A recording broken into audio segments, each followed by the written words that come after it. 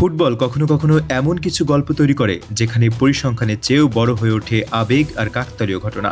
Cristiano Ronaldo ও Neymar জুনিয়রের গল্পটাও যেন তেমনই এক অধ্যায়। দুজনের জন্মদিন একই দিনে, আবার 2026 বিশ্বকাপে বিদায় হলো মাত্র একদিনের ব্যবধানে।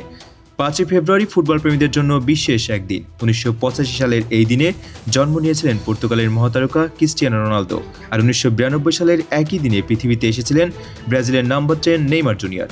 বয়সের ব্যবধান 7 বছর হলেও ফুটবল মাঠে দুজনই ছিলেন নিজেদের দেশের আক্রমণ ভাগের প্রাণভোমরা। একজন ছিলেন পর্তুগালের গোল মেশিন, অন্যজন ছিলেন ব্রাজিলের সৃজনশীলতার প্রতীক।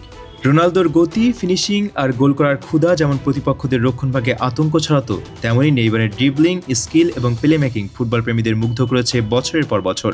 কিন্তু বিশ্বকাপের মঞ্চে দুজনের ভাগ্য যেন একই সুতোয় বাঁধা ছিল।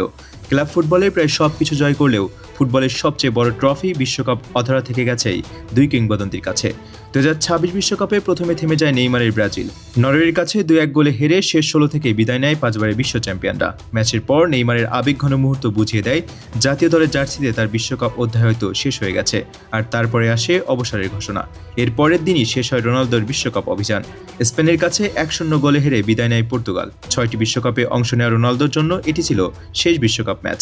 ইতিহাসের প্রথম খেলোয়াড় হিসেবে 6 বিশ্বকাপে গোল করার অনন্য রেকর্ড নিয়ে বিশ্ব মঞ্চকে বিদায় জানান তিনি। দুজনের পথ আলাদা হলেও আক্ষেপটা শেষ পর্যন্ত একই। রোনালদো জিতেছেন ইউরো, 5টি ব্যালন ডিওর সহ অসংখ্য ব্যক্তিগত ও দলীয় সম্মান।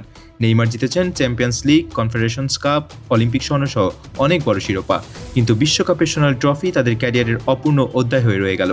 ফুটবল ইতিহাসে অনেক কিংবদন্তি আছেন যাদের ক্যারিয়ার ট্রফিতে পূর্ণ, আবার এমন কিংবদন্তিও রয়েছেন যাদের শ্রেষ্ঠত্ব মাপা হয় শুধু বিশ্বকাপ দিয়ে নয়, মাঠের প্রভাব আর কোটি মানুষের ভালোবাসা দিয়ে।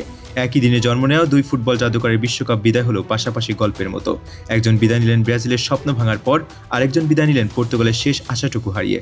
ফুটবল হয়তো তাদের হাতে বিশ্বকাপ তুলে দেয়নি, কিন্তু ইতিহাসের পাতায় রোনালদো কিংবা নেইমার দুজনের নাম চিরকাল সোনার অক্ষরে লেখা থাকবে।